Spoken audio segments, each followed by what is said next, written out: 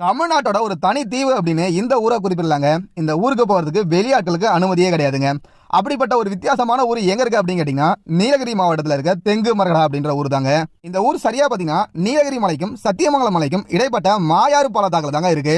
சுற்றிலும் மலைகள் நிறைந்த மாயாறு அப்படின்னு சொல்லிட்டு ஒரு அழகிய ஆறு ஓடக்கூடிய ஒரு அற்புதமான மலை கிராமம் தாங்க இந்த தெங்கு மரகடா. இந்த ஊருக்கு ஒரு பக்கம் பாத்தீங்கன்னா சத்தியமங்கலம் புலிகள் காப்பகம் இருக்கு, மற்றொரு பக்கம் பாத்தீங்கன்னா முதுமலை புலிகள் காப்பகம் இருக்கு. அதனாலதான் இந்த ஊருக்கு வெளியூர் ஆட்கள் செல்வதற்கு அனுமதியே கிடையாது. அப்படியும் நீங்க அந்த ஊருக்கு போகணும் அப்படின்னு நினைச்சீங்கன்னா, ஒண்ணு அந்த ஊர்ல உங்களுக்கு சொந்தக்காரங்க இருக்கணும், அப்படி இல்லாட்டி அந்த ஊர்ல உங்களுக்கு நண்பர்கள் இருக்கணும். அப்படி இருந்தா மட்டும் தான் அந்த ஊருக்கு செல்றதுக்கு வனத்துறையினர் அனுமதி உங்களுக்கு தருவாங்க. இந்த ஊருக்கு நம்மளுடைய வாகனங்கள் எல்லாம் போகவே முடியாது. கிட்டத்தட்ட 30 கிலோமீட்டர் ஆஃப் ரோட்ல தான் நம்ம டிராவல் பண்ற மாதிரி இருக்கும். இந்த ஊருக்கு மொத்தம் 2 பேருந்துகள் இருக்கு. ஒரு பேருந்து கோயம்புத்தூர்ல இருந்து வருது, இன்னொரு பேருந்து பாத்தீங்கன்னா நீலகிரி மாவட்டம் கோத்தகிரியில இருந்து வருது.